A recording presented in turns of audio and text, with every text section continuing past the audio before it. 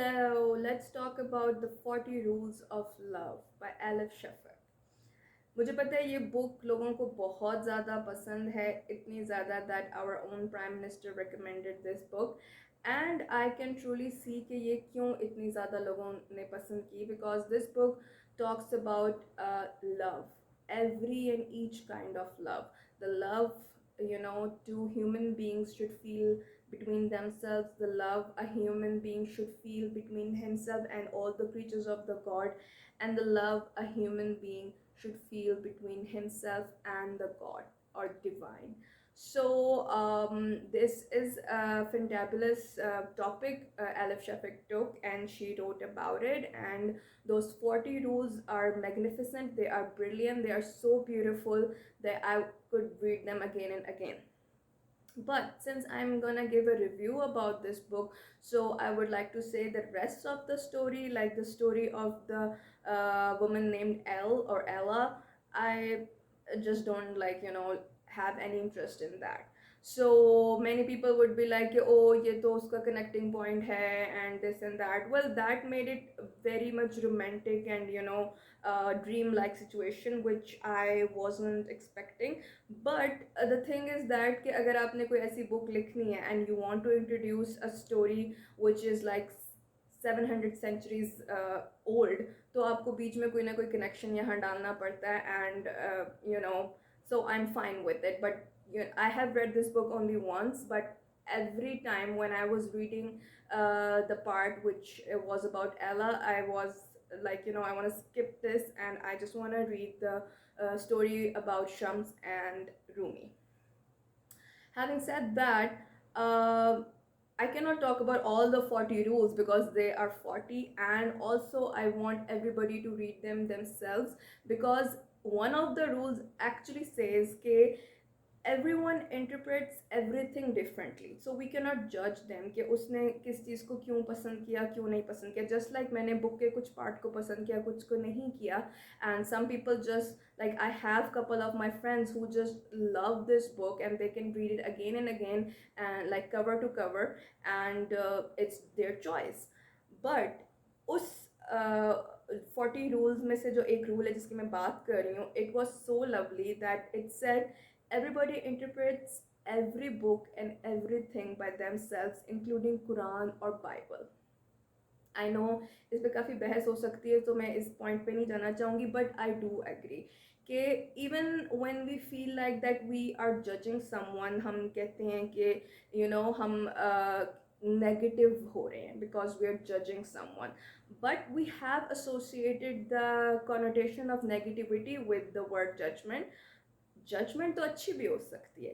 If you want to see if someone is a nice person, or if you want to make an assumption or evaluation about a person कि वो कैसे हैं, तो वो अच्छाई में कैसे हैं, तो वो भी तो एक judgment है.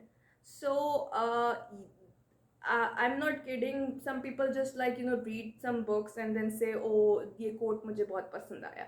But this quote actually stuck with me. This one and one other one, जिसका like more or less you can say मफहूम ये है कि never resist change, because you don't know कि जो change आपकी life में आ रहा है, it might be better than the situation you were already in. जैसे इस कई जगह पे इस कोट की इंटरप्रिटेशन ये होती है that Shams said, don't worry when your life gets upside down, because how would you know that the downwards is not better than upwards.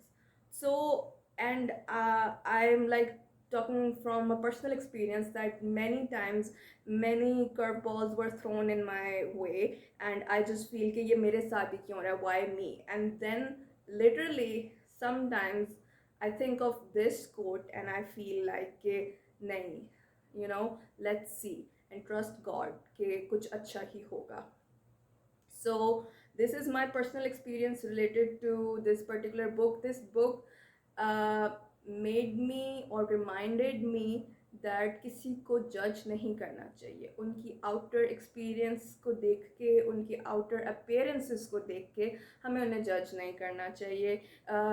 और मुझे पता है it sounds very preachy that I keep on saying that कि किसी को जज ना करें like this, but sometimes actually when I catch myself judging someone, I think of this book and I think of these couple of rules, जिसमें से एक rule तो नहीं है, but it's like a story or anecdote from this particular book, जिसमें Shams told Rumi to spend a night at a tavern, a place where alcohol is served all night and drunkards stay there. And when Rumi stayed, the Rumi was very hesitant and he was like, मेरा नाम खराब होगा, और again जैसे like एक क्या कह लें, एक एक आम बात है, एक इस तरह की अंडरस्टैंडिंग है कि drunk people are not good people. It does make sense, और यही बात वहाँ पे रूमी को समझ लगती है when he used to think if someone is a drunkard then he और she is otherwise also a bad person. So when he spent night with those people, he realized that those are very nice people, and even one of the drunkard who like spend most of the night with Rumi, and like they kept on talking and laughing and sharing different things. When Rumi was leaving, that person said to him कि आपको पता चला हम इतने बुरे लोग नहीं हैं, तो शराब ने हमें इतना ख़राब नहीं किया, या समथिंग लाइक दिस. एंड जिस पे रूमी कहते हैं कि may be the alcohol brought out the good in you. ठीक है, so basically being a scientist I know that alcohol actually inhibits your inhibitions.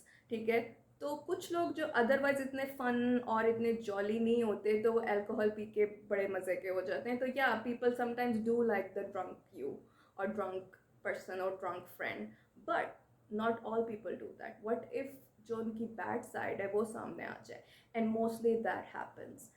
Mostly लोगों की बैड साइड सामने आती है, and that what Rumi said to him कि हाँ मुझे समझ लग गई है कि you are not a bad person, और most of you are not bad person, and it is related to every sin we think if someone else is committing it, तो वो sin है, and whatever we do is just a mistake.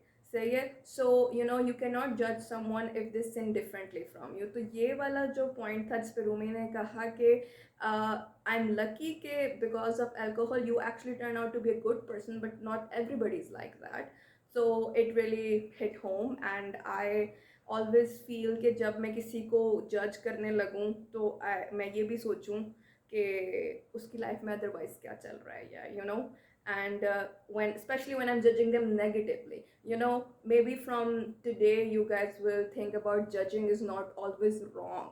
You sometimes try to judge a person and think they might be nice, they may look like a mean person or a aloof person, but maybe they are nicer than that, maybe they are just reserved. And this is my review of this book. I love the 40 rules. I am not a big fan of the rest of the story, and like I told you before, it's nothing to worry about. So if you love this book, keep reading it again and again, and if you haven't read it, do read it. And if nothing else goes your way, just read those 40 rules. And apart from that, I would like to tell you about two other books I read about Rumi. One of them is called Rumi's Daughter, which is this one. And honestly, this book did not impress me at all. This book has nothing to learn from. And it was a good like fiction story, but I'm not recommending it at all, and I'm sorry if people like this book. And then comes this book.